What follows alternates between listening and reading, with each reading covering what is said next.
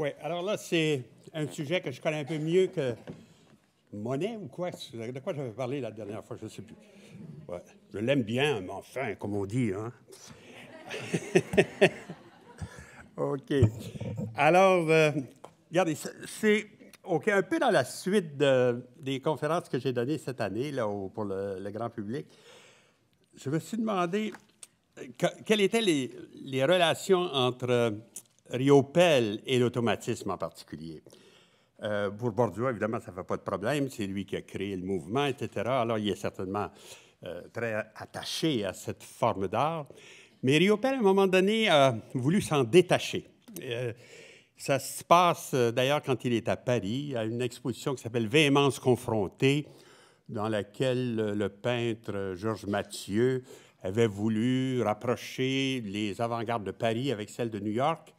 Puis il avait cherché en Italie, puis il avait trouvé un seul gars là, qui était bon à ses yeux, enfin, Capogrossi, qui n'est pas si formidable que ça. Parce que il a fait cette exposition-là, Véhémence confrontée. Alors, c'est ça que ça voulait dire, c'est confronter surtout l'avant-garde de New York et celle de Paris.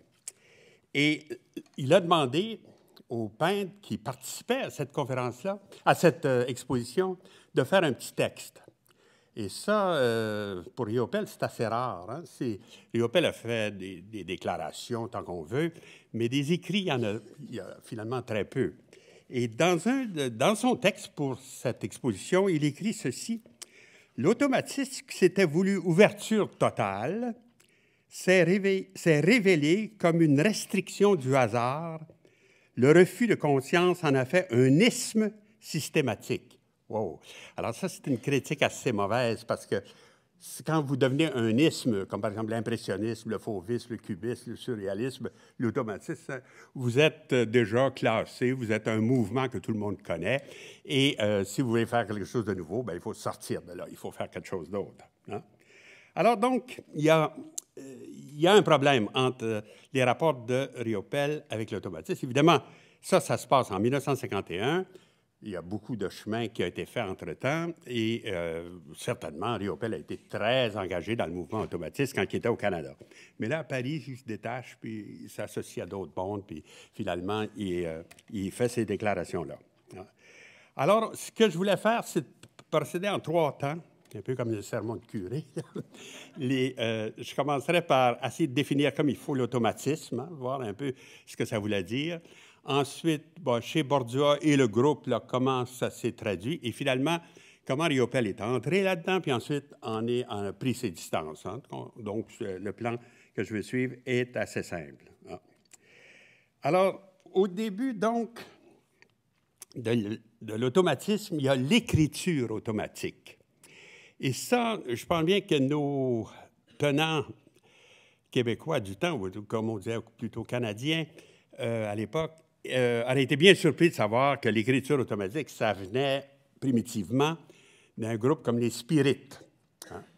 Ça, c'était ce qu'on employait pour dire quand un médium écrivait tout d'un coup un message qui revenait des esprits, évidemment, et sans savoir exactement ce qu'il écrivait. Là. Il écrivait ça au fil de la plume, et ensuite pouvait lire, puis dire « Ah, ben oui, telle chose est arrivée » ou « telle chose va arriver », ce qui est encore pire.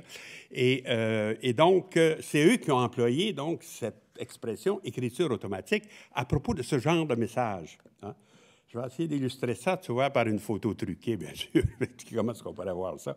Alors, vous voyez, il y a le médium, c'est la madame qui est assise à sa table avec son crayon, et sa main est comme dirigée par une espèce de fantôme qui est derrière elle, qui est l'esprit, et qui lui dicte un message automatique. Et là, cette expression-là a été, disons, retenue par les surréalistes plus tard, puis ils ont parlé, eux aussi, d'écriture automatique, enfin, dont la clé serait qu'au départ, vous ne savez pas ce que vous allez écrire. Vous êtes sans idée préconçue du texte qui va sortir, et une phrase comme ça apparaît tout d'un coup de l'inconscient, probablement. Eux, ils n'aiment pas beaucoup l'explication par les esprits, mais ils ont donc adopté ce terme-là d'écriture automatique qui était courant dans les milieux de médiums et de spirites. Il y avait aussi un autre cas qui était, à mon sens, aussi intéressant, il y avait des gens qui dessinaient dans les mêmes circonstances, parmi les spirites. Au lieu d'écrire, ils faisaient du dessin automatique. Je vous présente un cas un peu bizarre, là. C'est un monsieur Fernand Desmoulins, c'est un Français, ça, qui faisait, semble-t-il, des dessins comme ça. Je vais vous lire ce que Breton disait à son... dans l'obscurité, à l'envers, hein, c'est-à-dire qu'il pouvait avoir la page dans l'autre côté, de billets, sur tous les points à la fois sans ordre, sa main opérant et impérieuse, clairvoyante et savante pourtant, même si par une précaution que lui imposa un savant allemand, son visage à lui est enfermé dans un sac, ne pouvant ainsi rien diriger ni voir, c'est seulement l'œuvre achevée qu'il comprend ce qu'il a fait. Alors, on obtiendrait, avec des méthodes pareilles, des dessins aussi définis que celui-là. Vous voyez qu'il a dû commencer par faire des cercles un peu libres, puis finalement, bon, il y a un portrait de bonne sœur qui est apparu au milieu de ça, la religieuse. Hein? Alors ça, c'est l'autre activité. En général, Breton dit les dessins automatiques sont plus intéressants que l'écriture automatique parce qu'il dit l'écriture automatique des médiums est gâtée par leur théorie là, des esprits qui leur dictent la chose. Il appelle ça la navrante... comme une espèce de navrante habitude qu'ils ont de recourir au esprit. On sait en effet que tout l'effort de cette littérature spirite a tendu à faire accepter et proclamer l'exogénéité, c'est-à-dire qu'au lieu que ça vienne de l'intérieur du médium, comme les psychologues vont tenter d'expliquer ça, ils imaginent qu'il y a une source extérieure qui est évidemment les esprits, les ancêtres, n'importe quoi, qui pourrait leur dicter ces choses-là. Puisque la clarté nous oblige, dit-il, à passer par cette terminologie nauséabonde. Évidemment, pour des gens comme les surréalistes, et surtout pour Breton, qui sont tous des mécréants épouvantables et des athées, cette idée d'esprit, puis tout ça, ça leur dit rien, et ils cherchent ailleurs, évidemment. Et là, il y a deux courants psychologiques importants qui pouvaient leur suggérer une solution. Il y avait un psychologue, un psychanalyste, si on veut, français, qui s'appelait Pierre Janet, et qui parlait de subconscient, lui. Alors ça, on pourrait dire, donc, pour Janet, il y a deux niveaux. Il y a un niveau de la conscience, puis en dessous, il y a une espèce de système subconscient qui peut affleurer comme ça de temps en temps avec, par exemple, des circonstances comme l'écriture automatique là, que les spirites pouvaient... Et ce que suggère Janet, souvent, c'est que cette écriture est très chaotique et très difficile à lire. Il y a des symboles qui ne vont pas ensemble, etc., très hétéroclite. Et pour les surréalistes, ça, c'était merveilleux, parce que c'était comme révéler de la poésie surréaliste à jet continu, comme ça, qui sortait en faisant des associations d'idées absolument étonnantes qu'on n'avait pas vues dans la poésie normale. Hein? Vous comprenez qu'ils ont aimé cette théorie-là, que sous la conscience, il y aurait une espèce de subconscience désordonnée, désorganisée. Mais pour Janet, psychologue, évidemment, ça expliquait qu'il fallait traiter ces gens-là, parce qu'ils étaient malades. Il y avait un subconscient complètement désordonné, puis ça expliquait peut-être leur paranoïa ou n'importe quoi. Hein? Alors, tandis que chez Freud, il parle d'inconscient, c'est pas du tout la même chose. Chez Freud, l'inconscient, c'est un endroit où il y a, au fond, tous ces instincts primitifs, là, surtout la sexualité, évidemment, qui tentent de s'exprimer comme ça dans le rêve en particulier, puis éventuellement aussi dans des textes faits de cette façon-là. Hein? Alors donc, c'est les deux courants, mais chez les surréalistes français, en particulier, Pierre Janet est probablement plus important. Alors, ils ont voulu donc transposer cette idée d'écriture automatique dans leur monde à eux, c'est-à-dire d'en faire comme une espèce de mécanisme pour faire de la poésie extraordinaire. Et là, Breton, dans le premier manifeste du surréalisme en 1927, il donne la recette, comment faire, pour faire de l'écriture automatique. Alors, vous allez voir, c'est un petit peu curieux. Il écrit « Faites-vous apporter de quoi écrire. » Déjà, là, c'est un peu bizarre. Vous êtes assis là, puis « Venez, mon petit, apportez-moi une plume. » Ouais. Après vous êtes établi en un lieu aussi favorable que possible à la concentration de votre esprit sur lui-même. Alors ça, moi, j'ai essayé une fois en classe de faire de l'écriture automatique avec ça. Ben, la classe avec 50 étudiants devant toi, ce n'est pas ce qu'il appelle, lui, placez-vous dans l'état le plus passif, dans la concentration de votre esprit sur lui-même, c'était pas fort. En tout cas, de toute façon, je ramasse après la séance d'écriture automatique, puis là, j'ai dit, je vais avoir des poèmes extraordinaires, c'est des jeunes, et tout. Là, ils me sortent des affaires comme, qu'est-ce que c'est ça? Qu'est-ce qu'on fait ici? Pourquoi ils nous demandent ça? Je comprends rien. J'ai été découragé. Il n'y a pas un texte automatique qui est sorti de cette classe. Informe, alors j'ai essayé de me choquer puis de les brasser un peu. Mais non, il n'y avait rien à faire. Mais c'est ça, c'est que ce que Breton propose, au contraire, c'est d'être dans le silence, d'être seul, de se faire apporter un petit papier, puis que le serviteur disparaît ensuite. Et là, il dit, placez-vous dans l'état le plus passif ou réceptif que vous pourrez. Faites abstraction de votre génie, de vos talents et de ceux de tous les autres. Dites-vous bien que la littérature est un des plus tristes chemins qui mènent à tout. Écrivez vite, sans sujet préconçu. Alors ça, c'est la clé, évidemment. Écrivez vite, sans sujet préconçu. C'est-à-dire, vous n'avez pas un plan au début en disant « je vais écrire sur telle chose ou telle autre ». Vous partez avec n'importe quoi. Hein? Écrivez vite, sans sujet préconçu, assez vite pour ne pas retenir et ne pas être tenté de vous relire. C'est-à-dire donc, il peut intervenir dans le texte toutes sortes de bizarreries là, avec cette chose-là. La première phrase viendra toute seule, tant il est vrai qu'à chaque seconde, il est une phrase étrangère à notre pensée consciente qui ne demande qu'à s'extérioriser. Alors ça, c'est un peu la théorie de Janet. Hein? Il y a une phrase en dessous là, qui est prête et il suffit d'être très passif, de ne pas avoir d'idées préconçues et elle va sortir et elle va se manifester. Alors, il continue. Il est assez difficile de se prononcer sur le cas de la phrase suivante, évidemment, parce que là, ayant écrit déjà une phrase, vous avez créé quelque chose de conscient, quelque chose qui s'impose, en fait, pour la suite. Hein?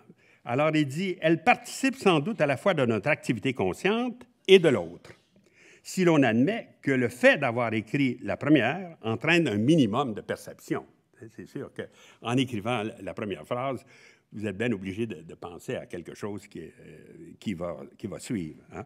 Peu doit vous importer, d'ailleurs. Continuez autant qu'il vous plaira. Fiez-vous au caractère inépuisable du murmure. Hein? Continuez. Puis il dit, si vous êtes bloqué, mettez une lettre, n'importe quoi. Elle. Puis là, à partir de elle, faites un autre mot, puis le, la, les, ou n'importe quoi qui va suivre. Hein? Je vous donne un exemple des résultats de cette méthode, parce que c'est tiré de Poisson soluble. Alors, c'est un poème écrit en écriture automatique, fait par Breton, et dont j'ai pris un chapitre, là, je pense que c'est le chapitre 5, en tout cas. Alors, dans la craie de l'école, il y a une machine à coudre. Alors ça, ce serait sa première phrase, celle qui vient de l'inconscient, comme ça, qui apparaît tout d'un coup. Les petits-enfants secouent leurs boucles de papier argenté. Hop, déjà, on a l'école, puis là, on a les petits-enfants. Vous voyez ce qui veut dire quand la deuxième phrase est un peu déterminée par la première. Puis plus loin, le ciel est un tableau noir sinistrement effacé de minute en minute par le vent. Alors, le tableau noir aussi, on est dans l'école. Hein? Tout d'un coup, il y a une espèce de logique qui s'installe dans le texte, mais qui est fait comme ça, au fil de la plume, à toute vitesse, sans sujet préconçu, etc. Puis on obtient une espèce de texte qu'eux considéraient comme poétique, étonnant. Surtout que la métaphore surréaliste est définie comme le rapprochement de deux entités qui sont très éloignées dans la réalité, comme par exemple la craie de tableau avec la machine à coudre. Ça n'a pas de rapport du tout.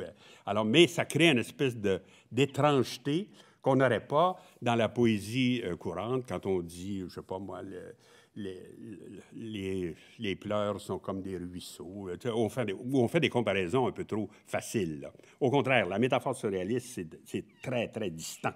Hein? Et évidemment, ça va se transposer aussi en peinture, cette chose-là. Alors, le ciel est un tableau noir sinistrement effacé par le vent. Après coup, alors, quand en 1933, Breton revient sur cette idée d'écriture automatique, il en déchante un peu parce qu'il est arrivé, bien sûr, ce qui pouvait arriver.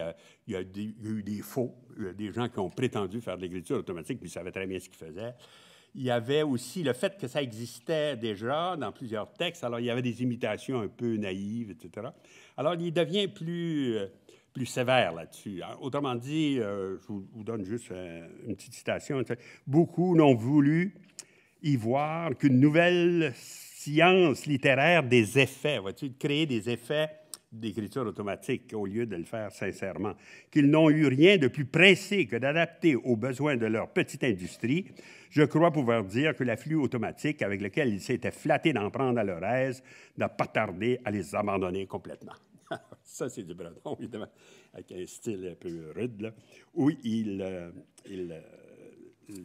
dit que c'est pas si facile que ça, enfin, pour travailler de cette façon-là, qu'il faut vraiment être disposé. Puis surtout, comme il disait avant même, oublier votre talent, toute la littérature, etc., qui ne mène à rien. Essayez de vraiment refléter ce qu'il appelait le fonctionnement réel de la pensée, c'est-à-dire vraiment de faire sortir ces contenus inconscients qu'on ne pourrait pas faire autrement. Alors, l'écriture automatique, maintenant, comment ça va être transposé en peinture automatique? Parce que ça, c'est quand même un autre problème. Ce n'est pas simplement d'écrire des textes, mais c'est aussi de faire des images. Hein. Et là, dans un texte que Bordua va lire, qui s'appelle « Le château étoilé », et qui est en fait le chapitre 5 de son livre qui s'appelle « L'amour fou ». Mais le chapitre 5, « Le château étoilé », a été publié indépendamment dans la revue Minotaure. Et la revue Minotaure, c'est une grande revue surréaliste là, qui était publiée en Suisse, à laquelle, de façon un peu surprenante, l'école du meuble où Bordua enseignait était abonnée. Ils recevaient ça, les autres, de Suisse, et c'était dans les tablettes là, de la bibliothèque de l'école du meuble. Et c'est là que Bordua l'a trouvé, évidemment. Et comme c'était un texte de Breton, comme Breton il y avait beaucoup d'admiration pour Breton, il s'est mis à lire ça. Et là, effectivement, il y a un petit paragraphe, ou en tout cas, il y a deux paragraphes, je dirais plutôt qu'un, dans lesquels Breton suggère comment transposer l'écriture automatique en peinture automatique. Hein. Le premier, c'est assez curieux, il cite un passage de Hamlet, la fameuse pièce de Shakespeare. Et bon, c'est un dialogue entre Hamlet et Polonius. Polonius qui est toujours présenté un petit peu comme un naïf, un peu imbécile, puis qui va malheureusement se faire tuer parce qu'il est trop blette, puis il se cache derrière un rideau pour écouter ce qui se passe, puis Hamlet prend son épée, puis passe à travers le rideau, puis malheureusement, c'est là qu'il est. Mais là, à ce moment-là, dans la scène que je vous présente ici, avec Laurence Oliver, d'ailleurs, qui est un beau garçon, là, qui est de l'autre côté, ça se lit comme suit. Vous allez voir que c'est un peu... Alors, Polonius dit « My lord, the queen will speak with you and presently. » Ça veut dire, la reine voudrait vous parler tout de suite. Hein? Alors, Hamlet. « Do you see yonder cloud that almost is the shape of a camel? » Alors, au lieu d'y répondre, il dit « Voyez-vous dans ce nuage-là, ici, que ça a la forme d'un chameau? » Puis là, comme Polonius ne veut pas le contredire trop tôt, il dit « By God, this is a camel indeed. » Puis là, Hamlet joue, il le prend encore plus en défaut. Il dit, Me think it's like a weasel. Alors, un weasel, c'est pas grand, ça, c'est une blette, hein, quelque chose. Alors, le chameau est devenu un weasel là, en regardant les nuages dans le ciel. Alors, l'autre, il dit, évidemment, qu'il a raison. Polonius, Well, his back is like a weasel. C'est que le dos peut être un peu comme un dos de chameau. Et là, Hamlet dit « or like a whale ». Alors, on passe d'un à l'autre d'une façon absolument folle.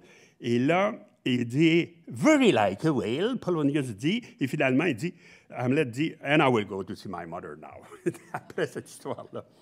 Et alors là, c'est la vieille idée qu'on peut voir des formes dans les nuages. Hein?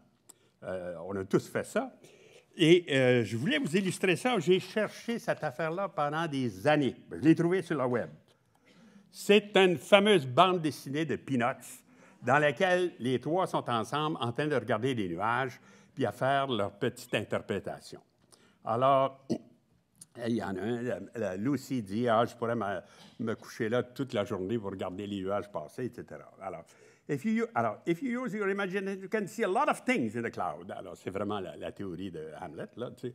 On peut voir des tas de choses en regardant les nuages. Well, those clouds, if you look, will like a map of the British Honduras in the Caribbean. Alors ça, c'est incroyable parce que c'est évidemment Linus qui parle comme ça, qui voit, lui, toute la carte des Caraïbes avec le Honduras, etc.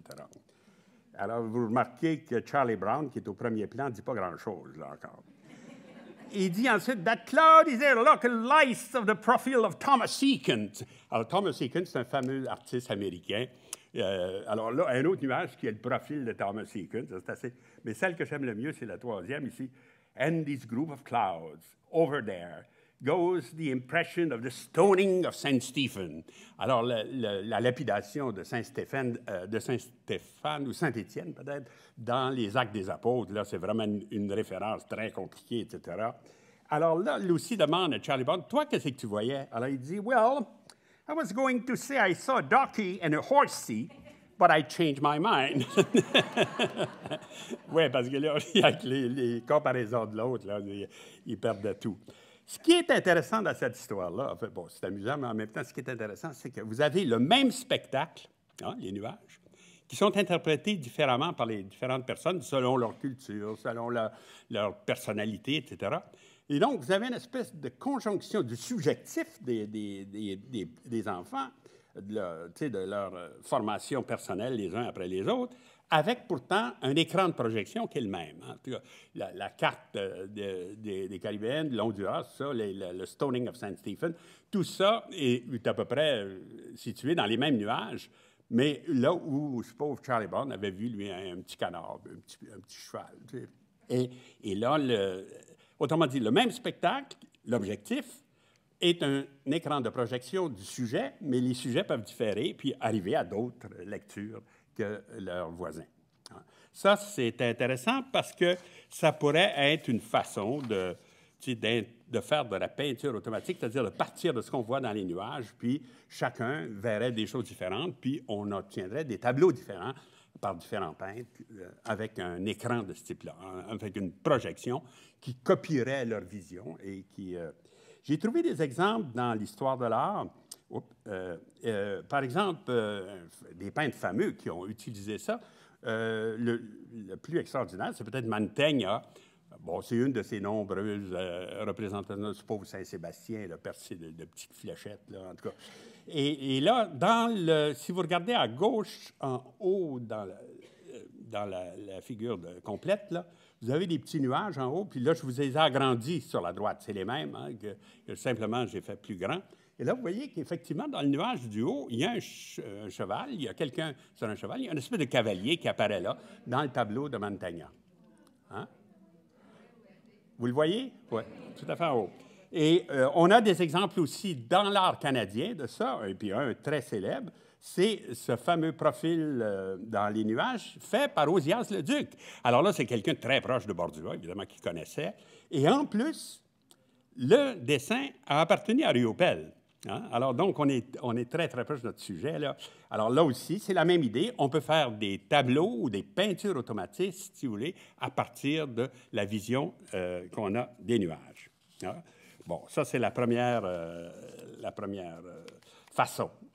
L'autre paragraphe que Breton consacre à l'idée d'une peinture automatique est beaucoup plus curieuse parce que, puis ça va étonner tout le monde, ça, parce qu'il va prétendre que celui qui a donné vraiment la clé d'une peinture automatique, c'était Léonard de Vinci.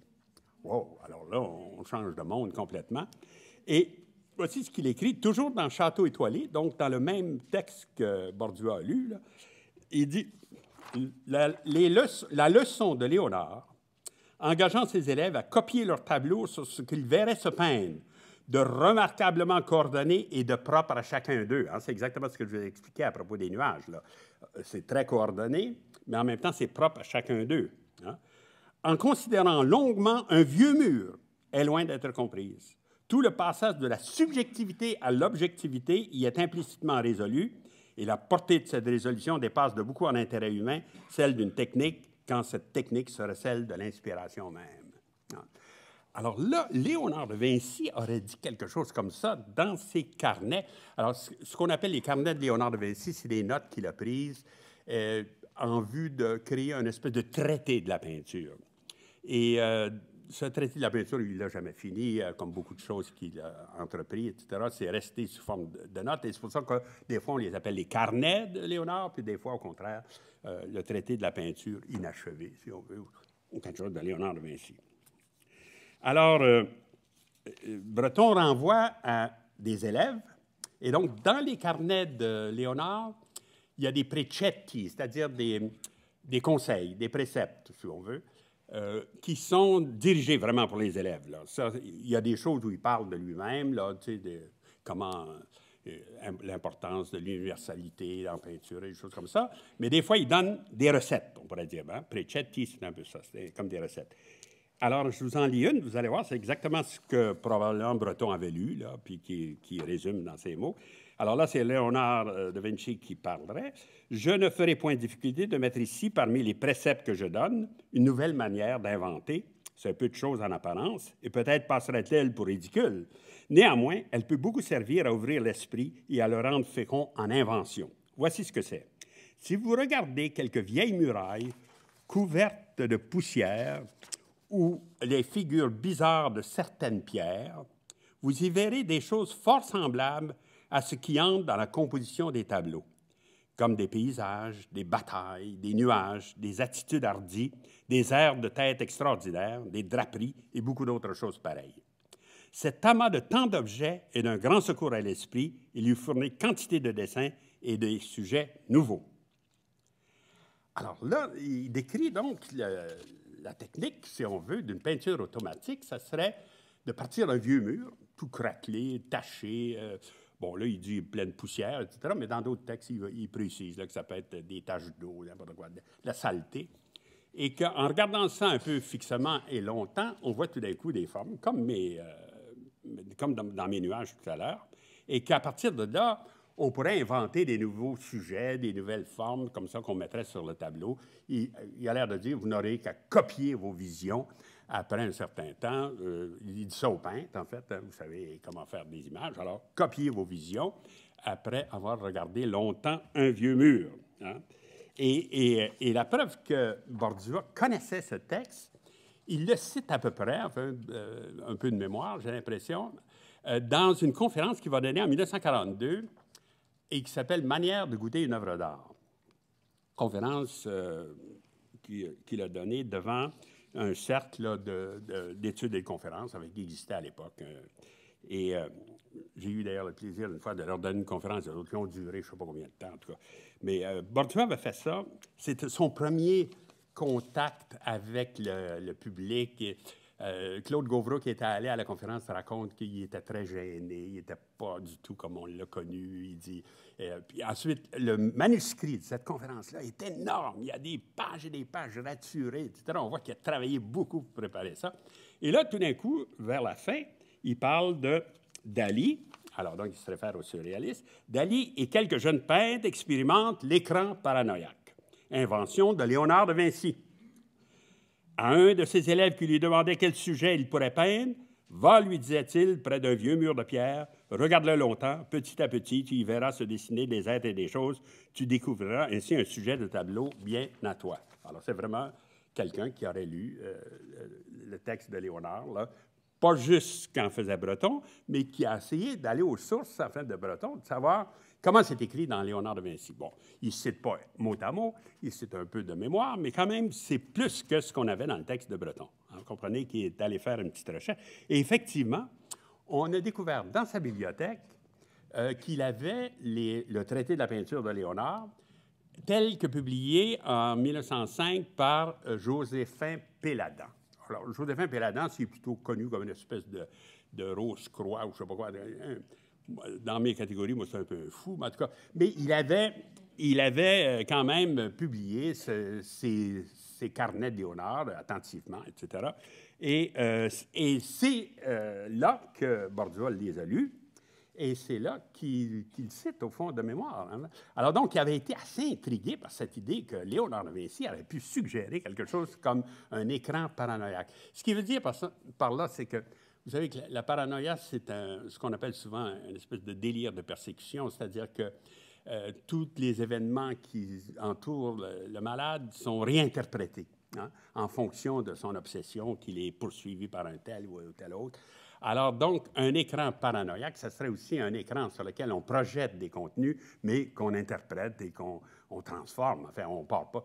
Si on voit un arbre, ça devient tout d'un coup un éléphant ou quelque chose comme ça. Ça peut, les formes peuvent changer. Et alors, Et là, c'est ça que Breton dit. Dès que vous voyez ces choses-là, il ne suffit que de les copier. Ça c'est peut-être évident pour Breton, mais ça n'a pas été bien reçu, ça, par les peintres. Ça. Les peintres n'aiment pas ça copier. Hein? Copier leur vision, là, ça leur paraissait un peu court, c'est un peu plate. D'autant que le même Breton dit que les poètes ne peuvent pas faire ça. Les poètes ne copient pas leurs idées avant de les écrire, ils les trouvent en les écrivant. Alors les peintres ont dit, pourquoi pas nous autres aussi, qu'on pourrait faire des écrans paranoïaques nous-mêmes et les élaborer en faisant de la peinture. Et ça, vous allez voir, c'est ce que, par exemple, les surréalistes vont comprendre. Ils vont passer d'un aspect, disons, j'allais dire passif, comme ce que suggère Breton, copier vos visions. Hein, c'est passif. Ils sont là, vous avez juste à les copier, c'est pas compliqué, à une conception beaucoup plus active de la chose. Celui qui allait peut-être rapprocher le plus près de ce que Breton suggérait, mais encore là, pour s'en détacher, vous allez voir, c'est Max Ernst, hein, un fameux, disons, dont vous voyez les mains ici, mais un fameux peintre surréaliste, enfin, qui est d'origine allemande, mais qui va vivre beaucoup à Paris et qui est très proche des surréalistes. Et la méthode que Max Ernst va employer, il l'a décrit dans un beau texte, en tout cas un texte amusant, là, qui s'appelle « Au-delà de la peinture ». Mais ce qui veut dire, évidemment, c'est au-delà de la peinture ordinaire, de la peinture académique, mais pas au-delà de la peinture comme telle. Il dit « Le 10 août 1925, je fus saisi de l'insupportable besoin visuel de découvrir les moyens techniques par lesquels cette théorie de Léonard avait été clairement mise en pratique. » Alors, lui aussi est allé lire le texte de Léonard. Hein? Max Ernst, Bordua, les deux sont allés aux sources, puis d'ailleurs aux mêmes sources. On sait qu'Ernst a lu aussi dans Péladan le même carnet. Il dit « Cela a commencé par un souvenir d'enfance dans lequel le panneau en imitation d'acajou de mon lit jouait le rôle d'une sorte de provocateur visuel au cours d'une de mes rêveries. » Alors là, c'est vraiment comme le vieux mur, c'est-à-dire c'est une partie du lit qui est en acajou artificiel avec des formes plus ou moins définies. Il dit que je regardais, puis à partir de là, ça nourrissait ma rêverie, etc. S'il avait copié tel quel les choses qu'il voyait dans le panneau d'acajou, on aurait exactement ce que Breton suggère. Hein? Puis, un soir de pluie, je me retrouvai dans un hôtel sur la côte française et je fus frappé par l'obsession qu'imposèrent à mon regard excité les madriers du plancher où des milliers de récurages avaient fait ressortir les veines du bois. Je décidai de me laisser prendre au symbolisme de cette obsession et dans le but d'aider mes facultés méditatives et hallucinatoires, je prélevai des motifs en plaçant ici et là des feuilles de papier sur le plancher que je me mis à frotter au verso à la mine de plomb. En regardant attentivement les dessins ainsi obtenus, aux parties sombres et aux parties délicatement éclairées, je fus surpris de la soudaine intensification de mes capacités visionnaires et par le résultat hallucinant de ces images pleines de contrastes. Alors, ce qui est en train de démontrer ici, sur cette photo, c'est la technique de ce qu'on appelait le frottage. Hein. C'est-à-dire, bon, là, il a mis un madrier qui serait, dans sa première description, qui serait au plancher, tout simplement. Il l'a mis sur une table et avec un papier par-dessus, puis, alors, avec un crayon, il fait une espèce de frottage. Les archéologues parlent de rubbing pour ça aussi. C'est comme par exemple quand des inscriptions sont difficiles d'accès pour la photographie, on met un papier, puis on peut, comme ça, avec un crayon, obtenir à peu près la forme, par exemple, d'un hiéroglyphe maya ou quelque chose comme ça. Alors donc, cette idée de frottage appliquée ici, on pourrait dire, jusque-là, c'est assez passif. Au lieu de travailler sur le mur, il travaille sur un plancher, mais c'est à peu près, c'est la même idée. Hein? C'est d'aller prélever des formes qui s'imposent comme ça à la faculté hallucinatoire de Max Ernst. Mais en fait, il se ramasse comme ça une collection d'images plus ou moins définies et il en fait des collages. Hein? Je vous montre un exemple, vous allez voir, c'est le résultat. Alors, on voit deux de ces madriers qui ont dû être notés de chaque côté, puis il y a une grande feuille qu'il a mis au milieu. Alors ça, évidemment, là, il ne l'a pas trouvé tel quel sur le plancher. Là. Ça, c'est monté, c'est organisé par Max Ernst après coup. Alors, c'est là, tout d'un coup, après avoir été si passif, là, il devient actif. Hein? Là, il prend en charge l'image et il en fait quelque chose d'étonnant. Hein? Alors, on s'est demandé, s'il est le seul cas qui pourrait se rapprocher un peu de ce que Breton suggérait, là, de copier des images sur un vieux mur. Effectivement, on comprend. On n'a pas d'exemple de peintre qui nous dirait « Voici comment j'ai procédé, j'ai suivi le conseil de Breton tel quel, puis voici le résultat. » Le plus proche que j'ai trouvé, c'est celui que je viens de vous mentionner de Max Ernst. Ernst Gombrich, qui est un grand historien d'art, lui s'est demandé est-ce qu'on trouverait ça chez Léonard lui-même? Est-ce que c'est lui, après tout, qui a parlé de ça? Et est-ce qu'on pourrait trouver des exemples où il dit carrément cette bataille que j'ai peint ou cette Madone, etc., ça m'a été inspiré par des taches sur un vieux mur. Non, ça, on ne trouve pas ça dans Léonard de Vinci tel quel. Ce qu'on trouve, par contre, c'est une deuxième mention de l'écriture automatique, mais à propos de toute autre chose. Léonard veut convaincre son lecteur qu'il faut apprendre à dessiner autrement que ce qu'on a reçu de la tradition, c'est-à-dire de faire des dessins parfaits du premier coup. Et l'exemple qu'on peut donner de ça, c'est le petit carnet de Villard de Honnecourt, qui est un architecte à l'époque médiévale, vous voyez, 1225, 1250 à peu près. Et c'est un carnet dans lequel il donne des conseils à des élèves qui voudraient dessiner, mais dont la méthode est d'utiliser des formes géométriques pour obtenir des dessins parfaits du premier coup. Hein? C'est-à-dire que, tu sais, vous voyez, il y a des triangles, il y a des croix, il y a toutes sortes il y a des étoiles, etc. Puis en bas, dans le petit texte, il vous dit, enfin, c'est en vieux français, mais je vous traduis ça en français moderne. Ici commence la méthode des tracés de figures, comme l'enseigne l'art de géométrie. Tu sais, c'est ça. Il part de la géométrie pour pouvoir faire des figures, pour œuvrer facilement. Et sur l'autre feuille, bon, il y a de la maçonnerie. Alors là, Léonard dit, moi, je cherche une autre façon de procéder que ça. C'est bête. Il n'y a pas de mouvement. C'est trop statique. On obtient des figures qui se ressemblent, un aigle, un loup, etc. Mais moi, je veux quelque chose de beaucoup plus vivant que ça. Et aussi, il se réfère tout d'un coup aux poètes. Il dit, quand les poètes écrivent, ils n'écrivent pas parfaitement du premier coup. Hein? Ils font des ratures. On ne vanterait pas un poème pour la beauté de sa calligraphie. Regardez ce qu'il dit. « Avez-vous jamais réfléchi à la manière dont les poètes composent leurs vers? Ils ne s'embarrassent pas à faire de la calligraphie et ne craignent pas de retirer plusieurs vers pour les rendre meilleurs. De la même manière, les peintres devraient esquisser rapidement la disposition des membres de leur personnage et se préoccuper d'abord de leurs mouvements, qui sont le siège de leur état d'âme, plutôt que de chercher à atteindre aussitôt la beauté et la perfection de leur partie. » Et là, ce qu'il suggère, lui, c'est au contraire des dessins comme ça. C'est-à-dire des dessins dans lesquels les personnages ne sont pas complètement définis, qu'on peut retoucher, qu'on peut refaire, on peut ajouter un personnage, on en enlever un, etc. Comme, dit-il, les poètes font, c'est-à-dire qu'ils ne font pas le poème parfait du premier coup, et puis ensuite, surtout, ils ne font pas des calligraphies compliquées pour écrire leur poème. Hein? On dit d'ailleurs que cette façon de dessiner, qui est nouvelle par rapport à la tradition que je vous présentais avec Honnecourt, là, va se répandre beaucoup à la Renaissance, hein, comme par exemple, vous avez l'exemple de Raphaël, qui reprend comme ça plusieurs fois la même ligne pour obtenir exactement la forme qu'il veut et qui pourra, donc, à partir de ce dessin-là, faire un tableau beaucoup plus fini. Mais la recherche du tableau, la recherche des bonnes proportions, des mouvements, comme disait Léonard, se fait comme ça par un dessin qui n'est pas précis, qui est avec des lignes qui se superposent et qui devient, en tout cas, assez complexe, comme on peut voir ici. Et c'est dans ce contexte-là que l'idée du vieux mur ressurgit dans le texte de Léonard. Il dit, vous devez comprendre que c'est seulement si vous commencez de cette manière, par pareille composition imparfaite, conforme au sujet, cependant, que vous trouverez plus de satisfaction quand vous pourrez habiller toutes ces parties de la perfection qui leur revient. Et là, il continue. J'ai souvent vu des formes dans les nuages et dans les taches sur un vieux mur qui m'ont donné l'idée de merveilleuses inventions. Et bien que ces formes manquaient totalement de fini dans leur partie, il n'en restait pas moins qu'elles n'étaient pas dépourvues de perfection dans leurs gestes et autres mouvements.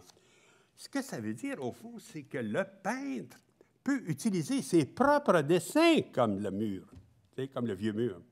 Au lieu d'aller copier sur le vieux mur, il part de sa production à lui. Hein?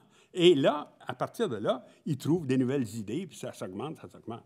Des fois, dans certains dessins de Léonard, c'est tellement chargé qu'on a l'impression que, tu sais, si vous regardez à gauche, là, il y a tellement dessiné par-dessus pour trouver un sujet. En fait, puis là, c'est un sujet très célèbre, c'est la fameuse Sainte-Anne là, qui a été restaurée récemment au Louvre. Et vous tournez la feuille de l'autre côté, puis vous voyez apparaître, là, finalement, peut-être ce qu'il a décidé de faire, mais il y avait déjà une tête de dessiner là, en tout cas, tant pis. Alors, vous voyez, là, le dessin lui-même devient l'écran paranoïaque. Hein? Alors ça, c'est une intuition formidable parce que c'est, au lieu d'être passive, comme, tu sais, regarder le vieux mur, là, c'est en travaillant que le peintre trouve des nouvelles idées à partir de ce qu'il fait. Et effectivement, comme je vous disais, c'est les esquisses préparatoires à ce fameux tableau-là de la Sainte-Anne, la Vierge, l'Enfant Jésus et Sainte-Anne, qui dans un paysage et qui a été, avec alors beaucoup d'aterroiements, vous imaginez bien, restauré récemment au Louvre. Il y en a qui étaient pour, il y en a qui étaient contre, tout le monde a dit que c'était mauvais. Restaurer un tableau de Léonard de Vinci, c'est très risqué, évidemment, et même si ça a été bien fait, etc. Et là, on voit même dans des dessins antérieurs à la Sainte-Anne, l'idée qui commence à se définir. Comme par exemple, c'est une Madone avec un enfant puis avec un chat. Hein? Vous avez trois niveaux ici, là. Et il y en a fait une autre avec une licorne. Il y a toutes sortes de dessins comme ça où il y a des variations qui ont l'air d'annoncer, finalement, ce que va être le tableau fini. Hein? Alors, donc, là, dans ce cas-là, si vous voulez, la comparaison avec le vieux mur, c'est plutôt de dire, ben, le vieux mur, c'est moi qui vais le faire, c'est mes dessins qui vont être mon écran de projection et sur lequel je vais pouvoir travailler puis trouver des nouvelles idées qui me feront honneur, comme il dit toujours celui qui trouve des inventions. Troisième mention du vieux mur, mais là, dans un tout autre contexte, c'est à propos de Botticelli. Et alors ça, c'est toujours dans les carnets de Léonard. C'est ça, j'ai essayé de voir un peu qu'est-ce que nos bonshommes connaissaient. Alors, vous voyez donc qu'ils avaient lu les premières descriptions. Celle sur les poètes, c'est moins clair. Là, on ne voit pas beaucoup. C'est plutôt à la Renaissance qu'on verrait des exemples. Et là, à propos de Léonard de Vinci, voici ce que... à propos de Botticelli, je veux dire, voici ce que Léonard écrivait. Il dit « La peinture ne vise pas l'universalité, qui n'aime pas également toutes les choses du domaine de la peinture, qui n'aime pas le paysage, comme notre Botticelli, qui dit que cette étude est vaine, et qu'en jetant une éponge imbibée de couleurs différentes sur un mur, on y ferait une tache où se verrait un beau paysage. » Alors là, la discussion avec Botticelli, c'est de dire... Léonard dit un peintre, c'est quelqu'un qui peint tout ce qui existe. Puis le peint en perfection. Il est universel dans ce sens-là, y compris donc un paysage. Puis là, Botticelli, le paysage, ça ne l'intéresse pas, manifestement. Comme on voit ici, avec un tableau comme ça, c'est plutôt la demoiselle au centre et les autres autour là, qui l'intéressent. Alors, puis le paysage était minimal, en fait. Hein? C'est une espèce de ligne d'horizon avec 2-3 arbres à côté, puis c'est tout. Hein? Alors, pour Léonard, qui au contraire situe ses personnages dans un paysage élaboré avec des rochers puis des éclairages, etc., c'est pas très bon. D'ailleurs, il le dit. Il a raison. Dans une telle tâche, on doit voir des bizarres inventions. Je veux dire que celui qui voudra regarder attentivement cette tâche, il verra des têtes humaines, divers animaux, une bataille, des rochers, la mer, des nuages, des bosquets et autre chose encore. C'est comme le tintement des cloches qui fait entendre ce qu'on imagine. Ah oui, ça, au point de vue auditif, ce sera la même chose. Des cloches qui sonnent, bon, on peut projeter dans le son des noms qu'on connaît ou des places ou je ne sais pas quoi. On transforme le son en l'interprétant comme ça. Et bien que cette maculature puisse te suggérer des idées, elle ne t'enseignera pas à terminer aucune partie. Et ce peintre sudi, là, c'est Botticelli, fait de très mauvais paysages. Ça, c'est Léonard qui le classe. Il n'est pas bon dans le paysage, lui. Mais là, c'est une autre idée. C'est l'éponge. Hein? C'est que ce que Botticelli suggère, c'est qu'au lieu de perdre mon temps à faire des paysages, je jette l'éponge sur le mur, puis j'obtiens des taches qui ressemblent à un paysage. Ça me suffit. Hein? Il n'a pas fait ça. Mais il compare l'expertise qu'il faudrait pour faire un paysage à une chose aussi sotte que de jeter une éponge. Et c'est évidemment cette idée-là de l'éponge projetée sur le mur C'est pas nouveau. En fait, c'est pas Botticelli qui a inventé ça. On a déjà dans les anciens, il y a des histoires qui courent là-dessus. Comme par exemple, un peintre qui s'appelait Protogène, c'est Pline l'Ancien qui raconte ça, qui voulait faire un héros qui s'appelle Hylassos avec son chien. Enfin, il voulait représenter un chasseur avec son chien. Et là, il a essayé de peindre l'écume qui sortait de la bouche du chien 100 fois, puis sans réussir, en changeant de pinceau, en changeant de couleur, etc. Puis à la fin, il se choque, puis il prend son éponge, pouf, il le jette sur le tableau. Puis là, aux merveilles, l'écume est parfaitement représentée. Alors, la même chose, des histoires aussi avec un cheval, avec l'écume, etc. Bon. Alors donc, c'est là, probablement, que Botticelli a vu cette idée de jeter une éponge. Mais ce que les surréalistes et d'autres, et donc Bordua éventuellement, vont retenir, c'est encore là le côté très actif de ça. Vous faites votre écran paranoïaque vous-même, peu importe le moyen. S'il faut vous jeter une éponge sur une toile vierge et vous obtenez des taches comme ça, puis à partir de là, vous pouvez créer votre affaire. Hein? Alors, c'est toujours la même opposition entre une façon passive de procéder et au contraire une façon active. Hein? Et alors, je me suis demandé, est-ce que Bordua avait lu aussi ce passage-là sur Botticelli? Alors, on a un témoignage. Il se promène dans la ville de Montréal avec Mme Joséphine Hambleton, qui était la femme d'un espion pendant la guerre ici. En tout cas, c'est très compliqué, cette histoire-là, mais Alors, il dit à Mme Hambleton, ils sont tous les deux sur la rue, il dit, peut-être connaissez-vous le conseil de Léonard de Vinci donnant à ses élèves. Il disait qu'une éponge imbibée de diverses couleurs jetée contre le mur, il laissait des taches ressemblant à un paysage, qu'une variété d'images pouvait être vue dans de pareilles taches, des têtes, des animaux, des scènes de combat, des rochers, des forêts, que sais-je encore. Mais là, il attribue ça à Léonard. C'est Botticelli qui a dit ça. Hein? Donc, ils sont sur la rue, il ne se souvient pas bien. Il a lu le texte, parce qu'il fait allusion à ça, l'éponge, ça ne peut pas être d'autre chose. Mais là, comme il cite de mémoire, enfin, il fait une confusion entre les deux. Alors, grande distinction entre cette façon passive et active de procéder. Je vous présente avant Bordua 3 peintres surréalistes qui font presque directement allusion à cette histoire-là de Léonard de Vinci, de voir alors, j'ai déjà mentionné Max Ernst, mais vous voyez, encore là, ça aboutit à des collages beaucoup plus compliqués que celui que je vous présentais. Là, ce qui est derrière, ça a vraiment l'air des madriers, là, pris les uns après les autres, mais ce qui est devant, c'est un collage fait à partir de plusieurs éléments, etc. Donc, l'aspect actif de l'œuvre est plus grand que l'aspect passif, là. Je pense, chez Max Ernst. D'ailleurs, Max Ernst aussi parle de cette éponge de Botticelli. Là, il a lu ça aussi, lui, dans la même source que Bordua. Hein. Un autre peintre qui va procéder de cette façon-là aussi, c'est Masson, André Masson. Hein. André Masson est un peintre surréaliste qui va... ça, c'est un petit tableau qui est au MoMA, à New York, au Musée d'art moderne de New York, qu'il a appelé peinture figure, tout simplement, et dans lequel... il a saupoudré la toile où il y avait de la colle, si on veut. Il a saupoudré la toile avec du sable. Puis après, avec une espèce de... il a utilisé, lui, c'est un bon français. Alors, il a utilisé des moules à pâtisserie, là, tu sais, pour... cette espèce de... comment est-ce qu'on appelle ça? Oui, en pesant dessus, là, il sort de la couleur rouge ou de la couleur bleue, puis il a fait son dessin comme ça. Mais ce que Masson dit, il fait allusion, lui aussi, il dit « Je refaisais à ma manière le mur exemplaire de Léonard, avec cette différence considérable que ce mur n'était pas donné, hein, mais qu'il était le premier mouvement d'une intuition où j'allais bientôt trouver ce qui était mien. Hein. » Autrement dit, j'ai fait moi-même le mur. Hein. Mon tableau part d'objets comme ça, et j'ai fait une espèce de mur à partir de là. Hein.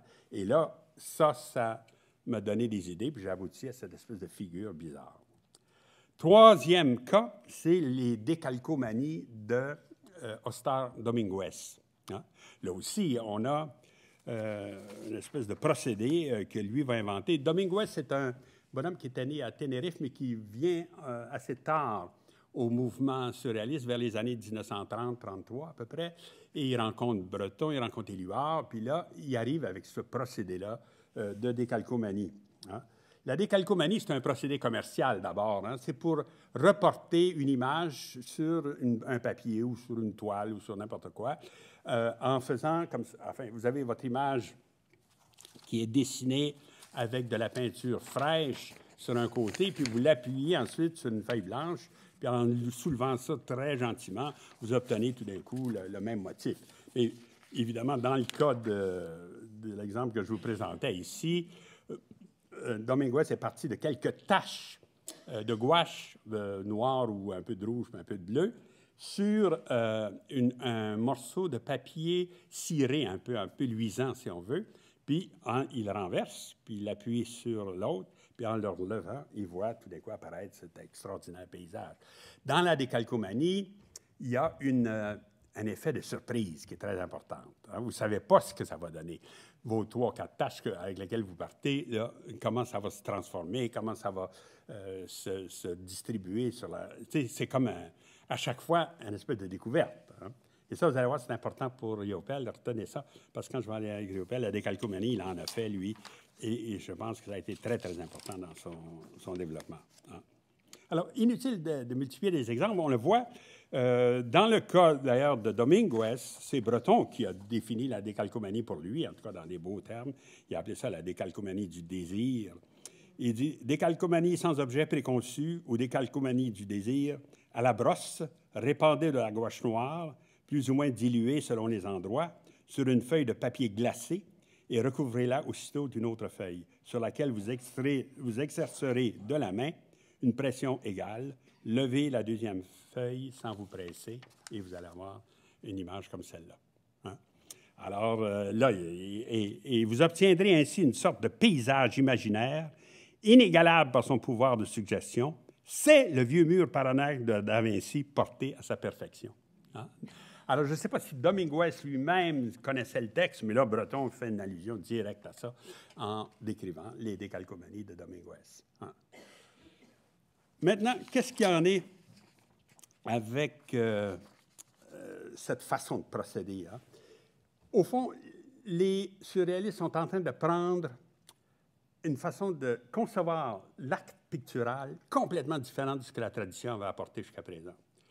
Quand vous travaillez sans idée préconçue, sans plan au départ, vous êtes à l'opposé de ce que la peinture classique a toujours été. Des gens comme Poussin ou Titien ou Michel-Ange, etc., ne partent pas à l'aventure comme ça. Ils savent où ils vont. Hein? Ils ont une fin, ils ont un plan. Et au fond, l'argument qui est derrière ça, c'est un argument de type théologique.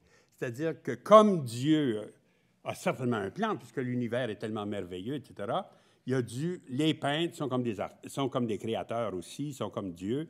Ils doivent avoir un plan, ils doivent savoir où ils vont, ils doivent avoir une fin. Hein? Une fin au sens philosophique du terme, là, un but à atteindre. Hein? Rappelez-vous vos cours de philo, une cause finale. Hein? Dans le procédé automatiste, vous n'avez plus ça, parce qu'ils partent sans savoir où ils vont. Il n'y a pas de plan. Il n'y a pas de dire je vais faire telle chose ou telle autre. Non, on lève la feuille et on obtient un paysage qu'on n'avait jamais vu, qu'on n'a pas du tout prévu. Et autrement dit, ils sont beaucoup plus intéressés par le comment que par le pourquoi. Hein? La finalité qu'on avait dans la peinture ancienne est en train de disparaître pour être remplacée par des techniques de création. Hein? Une image non théologique, si on veut, de la création artistique. Et d'ailleurs, quand Bordua dit dans le refus global « refus de toute intention, arme néfaste de la raison, abat toutes les deux au second rang », c'est exactement ça qu'il vise. Hein? L'intention, ça serait ce qui donne la fin. Hein? J'ai l'intention de faire une machine à coudre. Hein?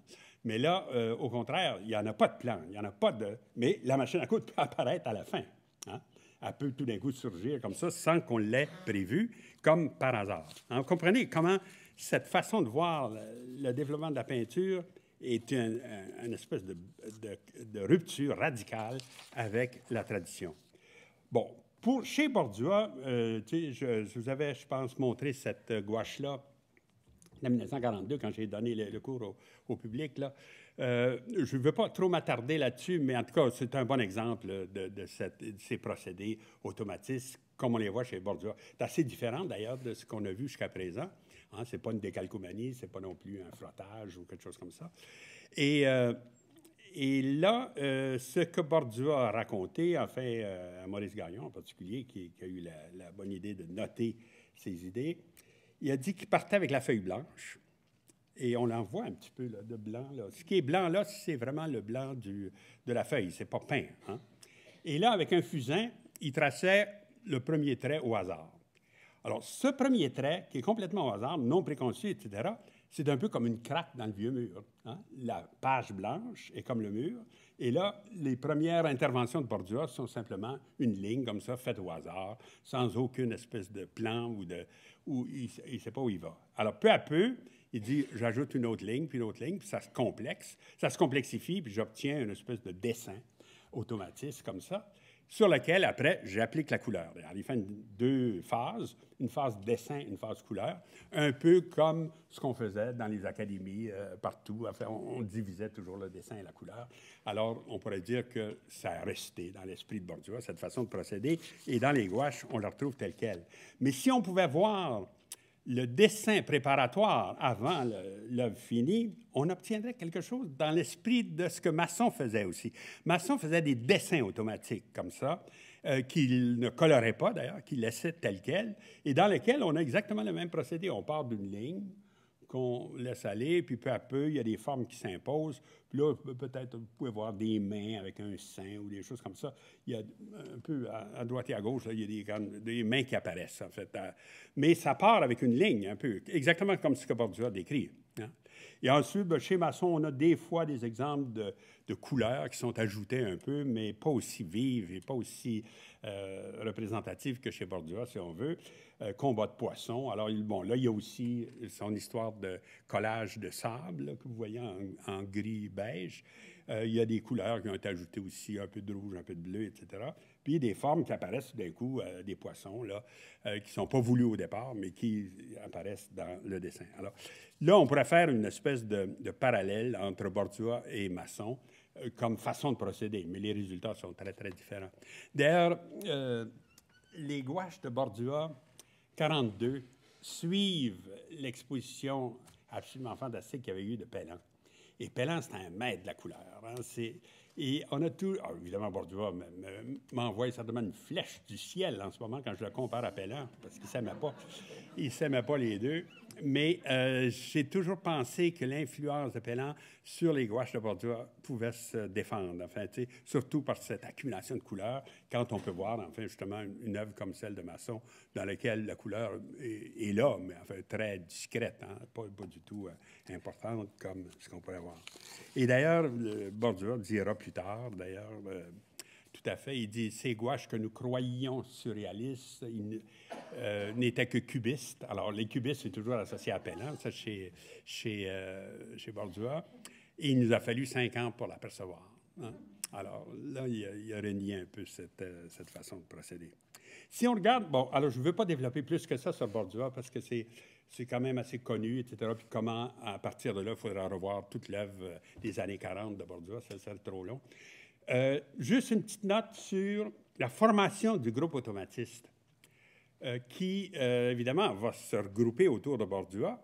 Et comment ça s'est fait au juste? Alors, là aussi, il y a une espèce de parallèle à faire entre la formation d'un tableau automatiste qui part sans idée préconçue puis qui se construit peu à peu comme ça sous les yeux du peintre, et la formation du groupe automatiste aussi. Hein? Vous savez que en philosophie, on distingue deux manières de créer une société. Alors, les gens comme Hobbes, par exemple, disent qu'il faut un contrat social. Ou Rousseau dit ça aussi, Jean-Jacques Rousseau. Hein?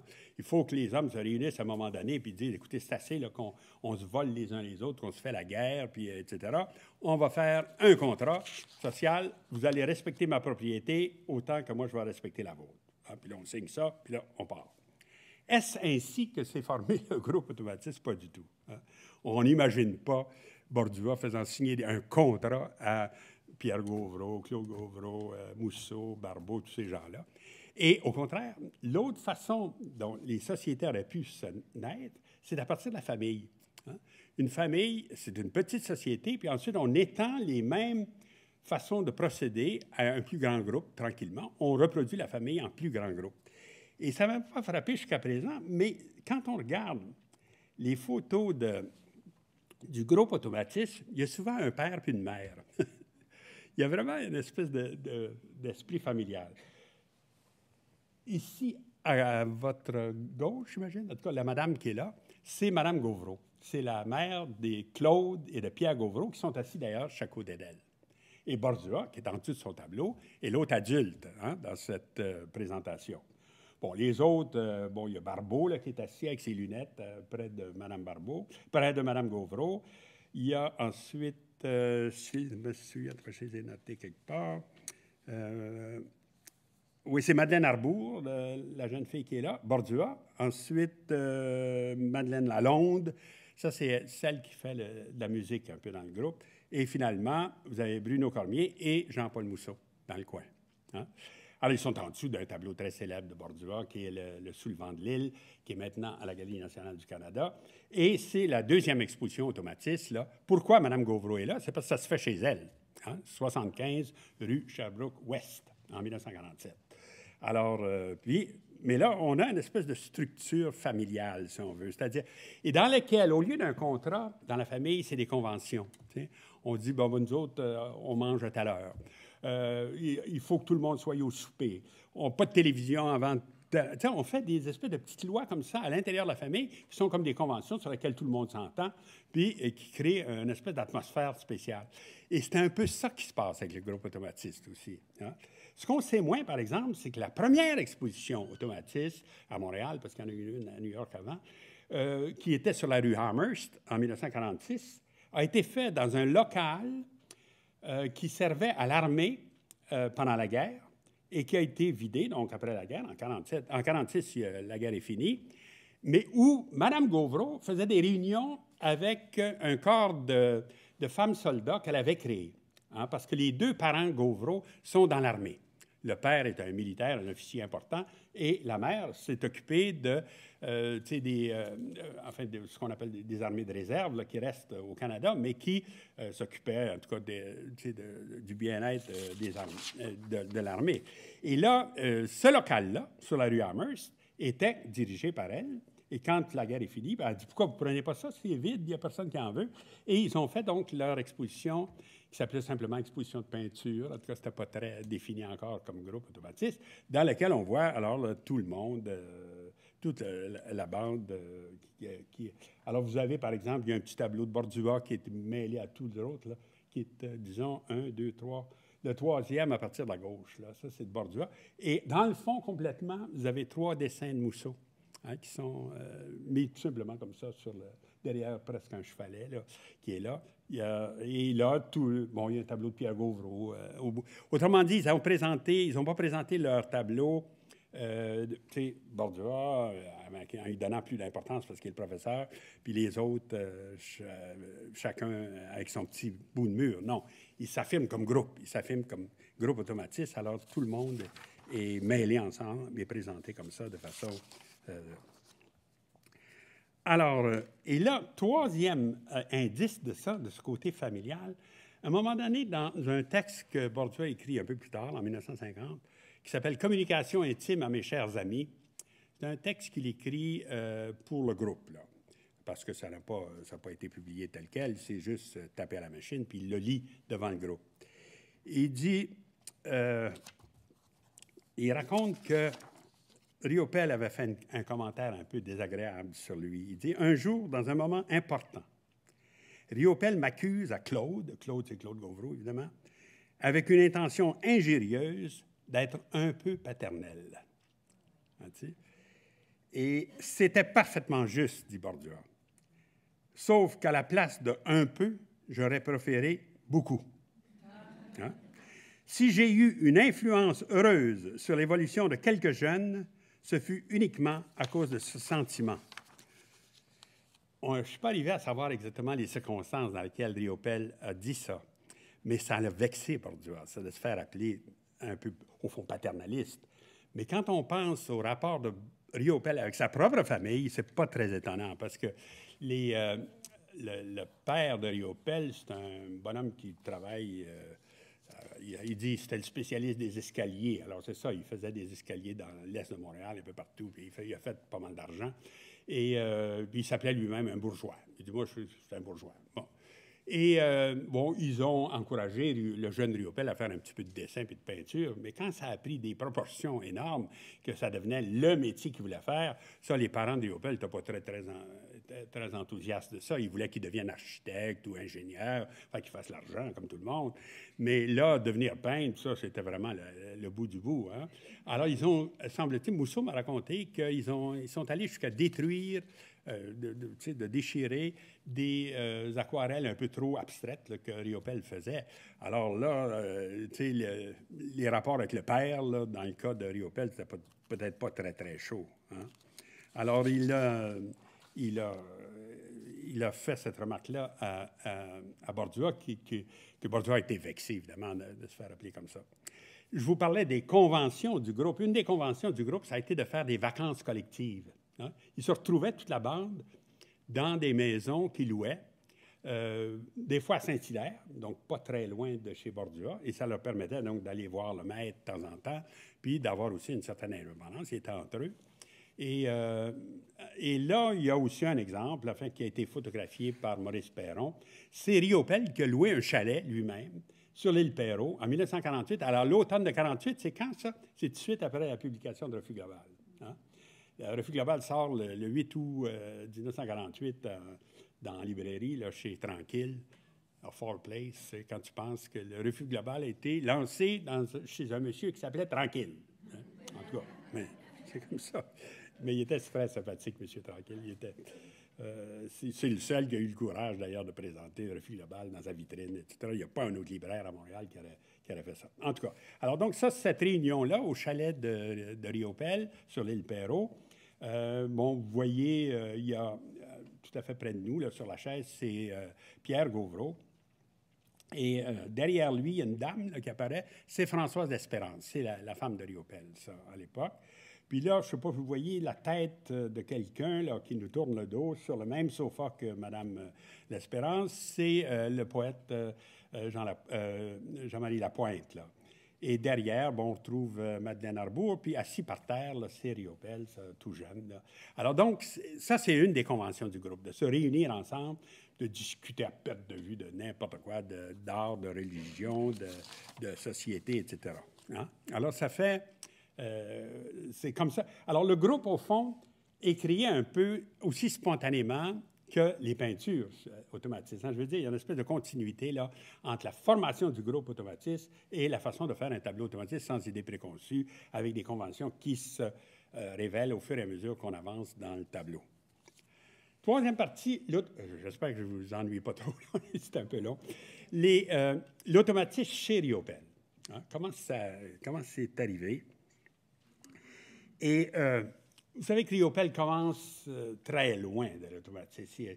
Bon, il est mis dans les mains, si on peut dire, d'un gentil garçon, mais enfin d'un très mauvais peintre, qui s'appelle Henri Bisson. Et j'ai raconté ça, je pense, dans le cours que j'avais donné plus tôt. Là.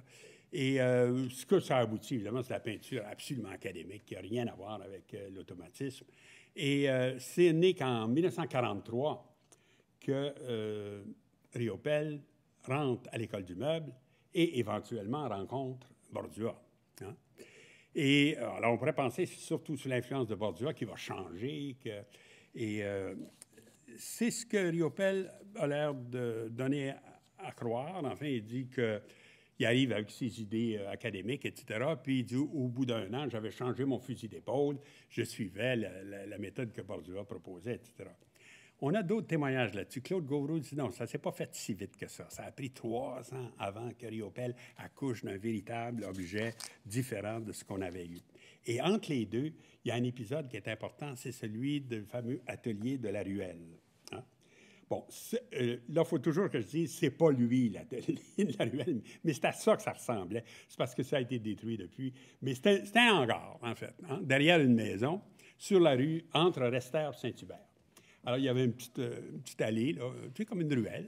Et là, Barbeau, qui travaillait pour ses parents, qui étaient des épiciers, avait une espèce de 10 $ par semaine avec ça. Puis, il a réussi à louer ce petit hangar pour en faire un atelier où il pouvait travailler tranquille, en paix. Alors, en payant 10 $ par mois à M. Talbot, enfin, qui était le propriétaire de la maison, puis de l'atelier.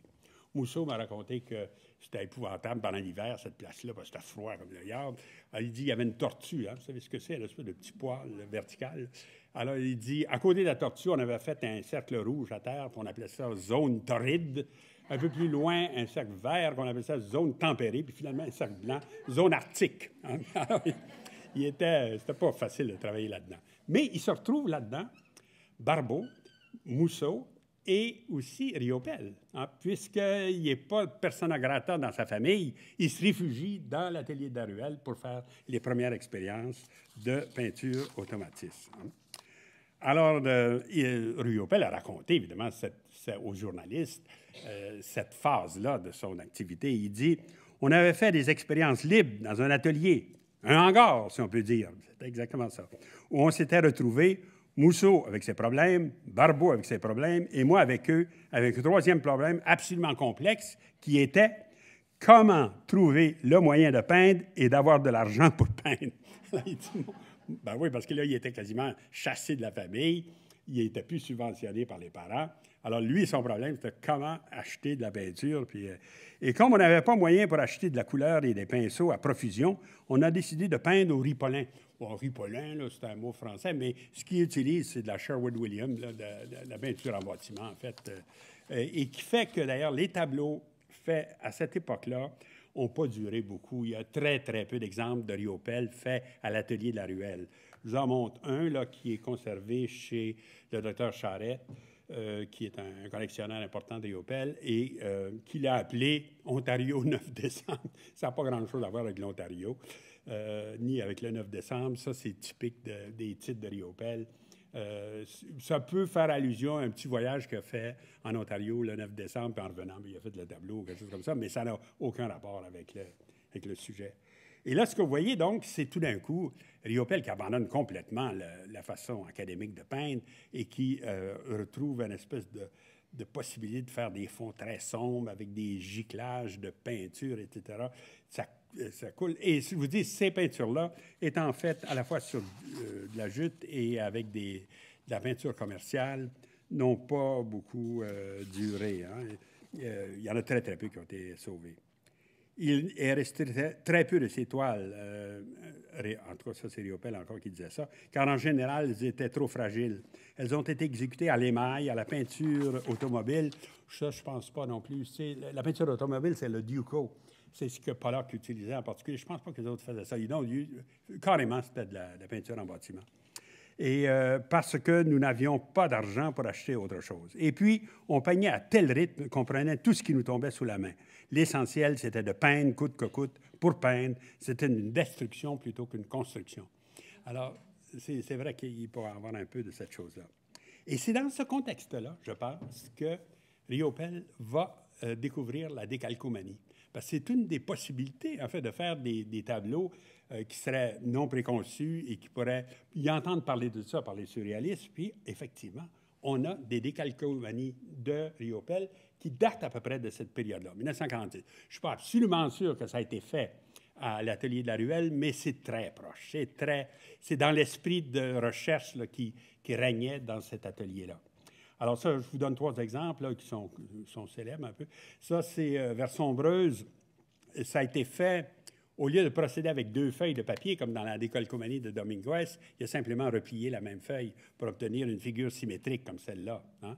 Un peu comme un Rorschach là, du psychologue allemand. Là. Et ça donne un visage très mystérieux, évidemment, vers Sombreuse, qu'il a appelé comme ça. Alors, on voit, il y a un principe de symétrie qui s'installe là-dedans, parce qu'en repliant la page comme ça, évidemment, les mêmes motifs se répètent de chaque côté. Riopelle n'a jamais été très fort sur la symétrie, alors il a fait des pliages qui ne suivent pas l'angle. Il y en a un, par exemple, là, si vous prenez à droite, vous avez comme 2 jambes, vous avez un corps, puis une tête, puis une main en particulier, puis appelez ça le gitan. Alors, il y a un personnage qui se dégage d'un coup de ça, qui est symétrique. Hein? Est-ce que vous le voyez à peu près, là, avec les pieds noirs, là, puis l'espèce de corps qui a l'air d'un corps de guitare, un peu, là, et une main qui descend, qui finit en noir aussi. Là aussi, on peut voir des pliages ailleurs, là, plus bas, hein, qui ont été faits dans d'autres angles aussi, comme s'ils voulaient donc éviter le pliage vertical. Et troisième exemple, alors qui nous touche un peu ici, parce que ça fait partie de la collection du musée, décalcomanie numéro 1, 1946. Alors là aussi, vous avez un pliage vertical à gauche, là, qui fait qu'on a l'arc, l'espèce d'arche noire qui se détache là, mais des pliages plus en biais pour les autres parties, en particulier dans le vert à droite, là, on a l'impression que ça a été plutôt dans à l'oblique. Hein. Alors, la décalcomanie. La décalcomanie pour Riopel, ça va être très important parce que c'est l'idée de la surprise. C'est l'idée qu'on ne peut pas définir d'avance ce que le tableau va devenir. Hein, c'est aussi, donc, ce que je vous disais, ce n'est plus l'idée de suivre un plan pour arriver à un objet préconçu. Là. Au contraire, c'est la découverte tout le temps, au fur et à mesure où on avance. Hein. Et il va y avoir après, la décalcomanie aussi, c'est autre chose, c'est l'importance de la tâche plutôt que de la ligne. Hein. Et quand dans les aquarelles qui vont suivre, ou qui vont être peut-être concomitantes que Riopel va faire, on voit qu'il commence par les taches. Et il ajoute ensuite des lignes, un espèce de réseau de lignes qui, plus ou moins, peut entourer certaines tâches, des fois être assez libre, etc. Ça, c'est une des premières qui s'appelle « À l'improviste » et qui est aussi au musée ici. Et là, vous voyez donc, il fait presque l'inverse des gouaches de Bordua. Bordua commençait par le dessin, puis il ajoutait la couleur ensuite. Lui, il commence par la couleur, puis ajoute le dessin ensuite. Hein? Et des fois, d'ailleurs, le réseau de lignes qui superpose aux tâches est complètement indépendant des tâches et devient comme deux niveaux. Hein? Alors, on a parlé d'un réseau arachnéen, c'est gentil, c'est un beau mot. C'est comme une toile d'araignée là, qui se déposerait au-dessus des couleurs qui auraient été placées d'abord. Mais l'idée de placer les couleurs d'abord, de donner leur chance à l'informe, si on veut, ça vient de la décalcomanie. Hein? Parce que la décalcomanie ne fait pas des lignes, elle fait des tâches. Hein? Alors, il part de ça, et là, il élabore donc toute une série d'aquarelles et de gouaches en 46, 47, peut-être en même temps que ces découvertes de décalcomanie ou un peu après. Hein? Vous voyez un peu comment ça pouvait se situer. Là, comme chez Bordua aussi, le grand défi, après avoir fait toutes ces œuvres sur papier, c'est qu'est-ce que ça va donner si vous passez à l'huile. Hein? Chez Bordua, ce qui va arriver, c'est que il va chercher, d'ailleurs, ce n'est pas évident, il va faire des fonds d'abord, complètement noirs souvent, et il va laisser sécher le fond, et ensuite, sur les fonds, il va ajouter des objets là, peints par-dessus. Hein? Alors donc, au lieu de la dichotomie entre dessin-couleur, on a une dichotomie entre fond et forme, hein, entre fond et objet qui se détachent sur un fond, chez Bordua. Mais ici, ce n'est pas ça qui se passe. Ici, on a l'impression que la surface picturale est complètement envahie. Il n'y a pas de distinction très forte entre ce qui serait des objets se détachant d'un fond puis le fond. Au contraire, tout a l'air un peu ensemble. Et en plus, comme il a utilisé de la peinture très liquide, on a des coulisses là, qui tombent là, en verticale là, vers le bas du tableau et qui soulignent encore plus ce côté ce que les Américains appellent le flatness là, du tableau, c'est-à-dire son côté non suggérant pas de profondeur, là, mais disons s'affirmant comme ça, comme surface simplement. Hein? Alors, il a appelé ça Hochelaga, encore là, peu importe la raison, mais on voit que c'est un procédé là, qu'il va essayer de développer de plus en plus. Un autre tableau qui est au musée ici et qui a été donné par Bruno et Mme Cormier, qui, vous savez, viennent de mourir là, très récemment. Et un autre tableau d'Riopel, dans lequel, là aussi, on a une élaboration très poussée, en fait, de la surface picturale, mais où il faut remarquer une chose, c'est que les lignes noires qui sont là, ce sont souvent des lignes courbes qui ont l'air de simplement répéter un geste du peintre, comme si vous auriez toutes vos couleurs, puis à un moment donné, ben, faites le même geste plusieurs fois, puis vous obtenez ces espèces de petites lignes courbes qui envahissent toute la surface. Je vous signale ça parce que c'est là-dessus que Riopel va revenir quand il va dire, ben, au fond, la peinture automatiste devient comme gestuelle, comme ça. Puis il dit, si on n'en prend pas conscience, on risque de se répéter puis de faire toujours les mêmes interventions dans les tableaux.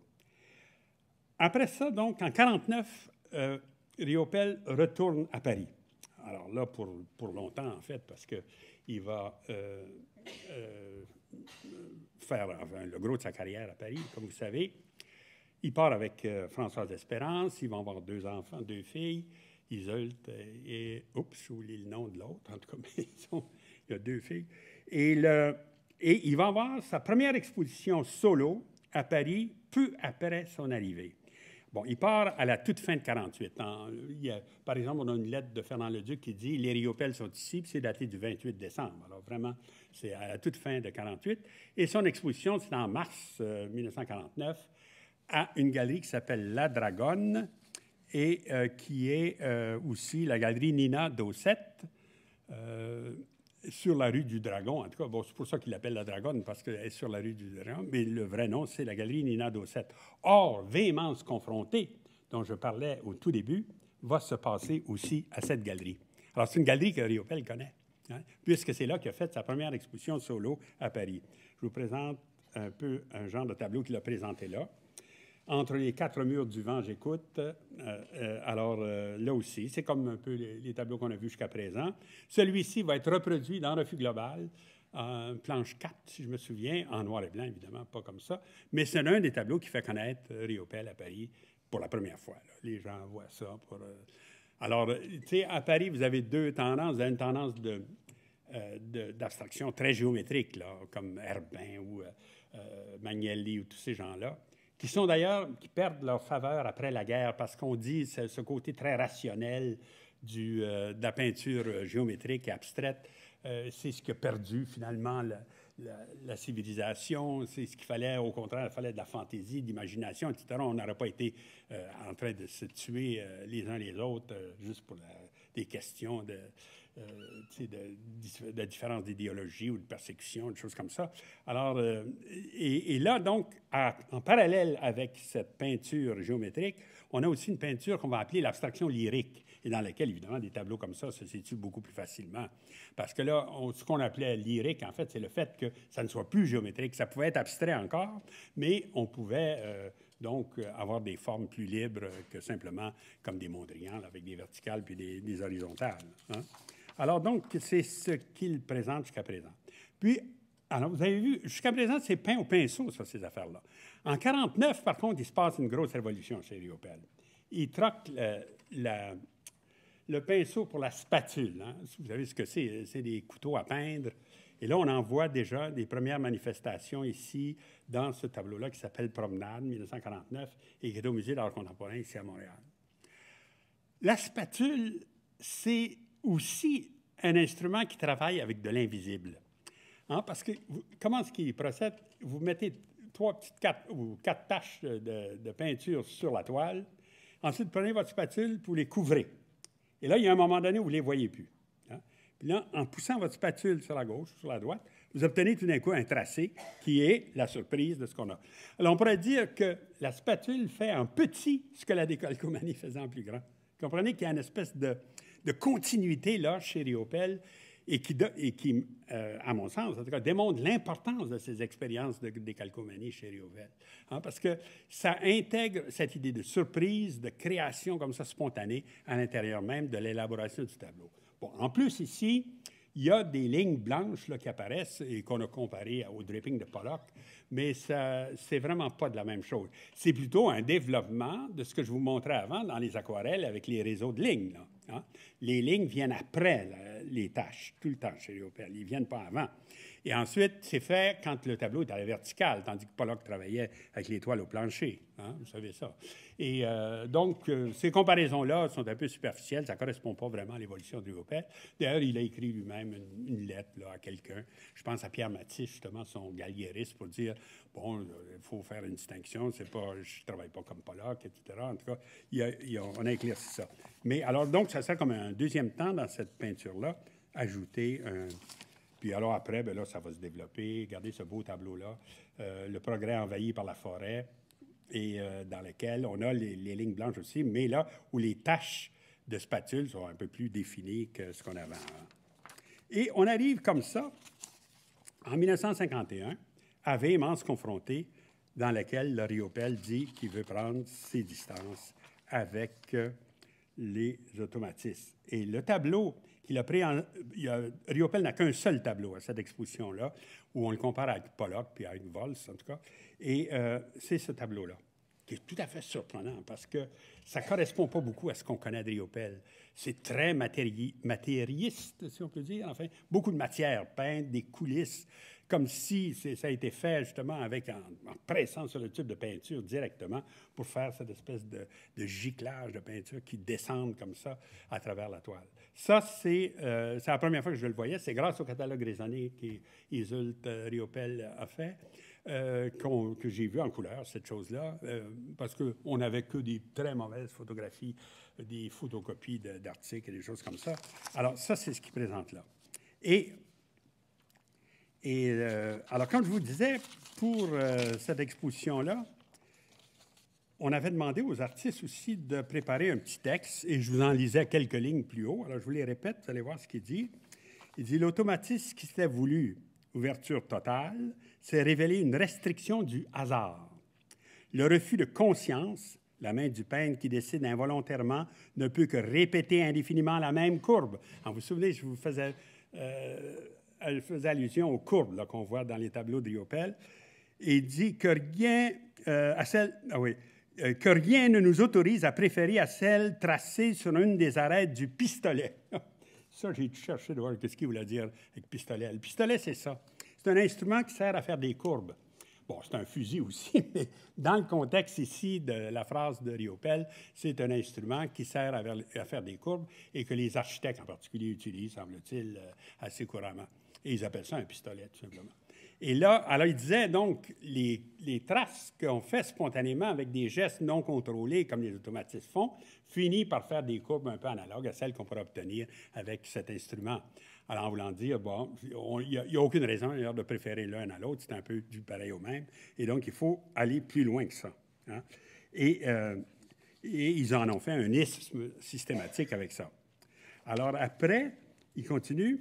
Seul peut être fécond un hasard total, non plus fonction exclusive des moyens, mais au contraire permettant un contrôle réel qui physiologiquement, physiquement, psychiquement est condamné à être troué par l'organicité du peintre avec cet avantage d'y laisser entrer toutes les chances de fuite cosmique. Il en a mis. Il est en France, il ne voulait pas passer pour un imbécile et surtout pas pour un coureur de bois, comme on commençait à le dire à propos de Riopelle, hein, le trappeur supérieur. Moi, je me rappelle quand j'ai rencontré Dubuffet pour la première fois, tu sais, je faisais ma thèse sur Dubuffet, Jean Dubuffet, et il dit « Gagnon, qu'est-ce que vous faites? » Alors, j'ai dit « Je fais l'art canadien. »« Ah, l'art des trappeurs. » J'ai dit « Pas vraiment. » J'ai essayé d'expliquer, mais en tout cas. Mais c'est ça, ça vient de là. En fait, ça vient de Riopelle, le trappeur supérieur. C'est Breton qui avait écrit ça, justement dans un petit texte qui accompagnait sa première exposition, là, que je mentionnais. Hein? Alors là, il n'est pas question de ça, il est question de le hasard total. Hein? Et en note, juste pour dire que Riopelle dit « Je suis moins inculte que vous pensez », il cite Nietzsche. Et la phrase de Nietzsche est la suivante. « Et ce que vous appelez hasard, c'est vous-même qui êtes ce que vous arrive et qui vous êtes infligé. Hein? » Alors, c'est un peu ce que le texte de Riopelle dit. Le hasard va faire manifester psychiquement, physiquement et psychologiquement tout ce qui est en nous si on le pousse vraiment dans un hasard total. Et je vais finir avec ça parce que c'est une notion qui est intéressante, ça, celle du hasard appliqué à la peinture de Riopelle. C'est le hasard, par définition, c'est quelque chose dont on ne connaît pas les causes. Mais il y a certainement des causes si on creusait plus, puis on faisait plus de recherches, on finirait par trouver la cause réelle d'une chose qui arrive par hasard. Disons, par exemple, les dés que vous brassez comme ça, s'ils ont, par exemple, deux faces avec les mêmes numéros, puis les autres faces ont tous des numéros différents, bon, peut-être que par hasard, vous allez tomber sur les deux numéros, là, sur les semblables. S'il y en a 1000 faces, puis qu'il y en a un qui est différent des autres, bien là, il y a beaucoup de chances que vous tombiez sur celui qui a 999. Hein? Alors, donc, si on connaissait mieux les causes, on ferait disparaître le hasard. Et en fait, ce que Riopelle explique en disant cette histoire des courbes, là, Il dit, je l'ai trouvé.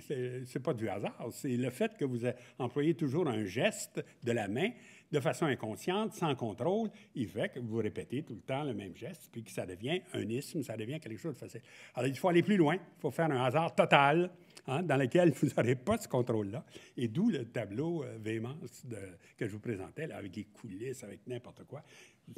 C'est une voie dans laquelle Riopelle ne continuera pas, mais on voit très bien comment ça a été important pour lui, cette idée de dépasser, en tout cas, l'automatisme dans ce sens-là. En fait, on pourrait dire que même il le pousse plus loin, hein, d'une certaine manière, en disant qu'il faut un hasard total, alors qu'on se contentait avant d'un hasard ordinaire, là, dans lequel on pouvait trouver les causes. Hein. Alors là, ce serait d'aller le plus loin possible dans lequel on sait qu'il y a des causes, mais on ne sait pas quelles elles sont. C'est l'inconscient, c'est tout ce qu'on voudra, enfin, qui serait...